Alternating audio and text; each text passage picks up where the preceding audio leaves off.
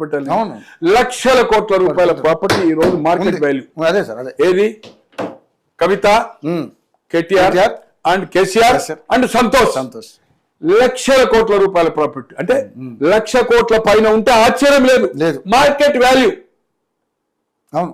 Farm house లా, వాళ్ళ నగలా, వాళ్ళ ఇళ్ళ, అదా బిజినెస్ అగ్రికల్చర్ ల్యాండ్స్ ఇప్పుడు డెవలప్ చేసినా. ఏం సార్ ఇది? ఎవరు ఇంత ఆర్థిక తెలంగాణ ఒక రకంగా దోచుకున్నారని అనుకోవచ్చా? అంతేగా, దోపిడీ. ఫ్యాక్టే కదా.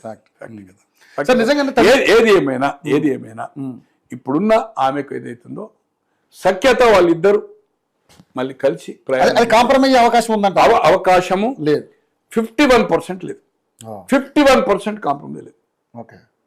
అయిపోయింది, డ్యామేజ్ కుంపటి రాజే. ఆమె ఉండడం వలన నష్టం జరుగుతుంది కానీ పార్టీకి లాభం జరుగుతుంది. ఆమె నోరు మూసుకొని కూర్చోదు.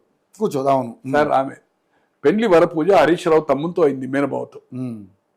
వరపూజ అయిన తర్వాత ఒక కండిషన్ పెట్టింది వాళ్ళు, మన ఇల్లు ఏందో మన వ్యాపారం తప్పితే రాజకీయాల్లో కుటుంబం తండ్రి రాజకీయాలు వచ్చింది కదా హరీష్ రావు అన్నాడు.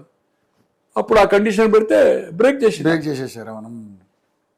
పోయి అమెరికాని పోయి తర్వాత ఏదైతుందో వచ్చింది. అనిల్ ఎవరో వాళ్ళ బంధువు, నాకు మంచి మిత్రుడు, చాలా ఏజ్ అయిపోతుంది, ఎట్లా ఏం సంగతి అనేది అవుతుందో కొంచెం అపవాదు కూడా ఉంది. వరపూజ బ్రేక్ అయ్యాక చేసుకుంటూ ఏదైనా అది చేస్తాడంటే అనిల్ అనేది అవుతుందో ఒక చిన్న లిక్కర్ స్టోర్లో పనిచేస్తుండే, వెరీ పూర్ మ్యాన్.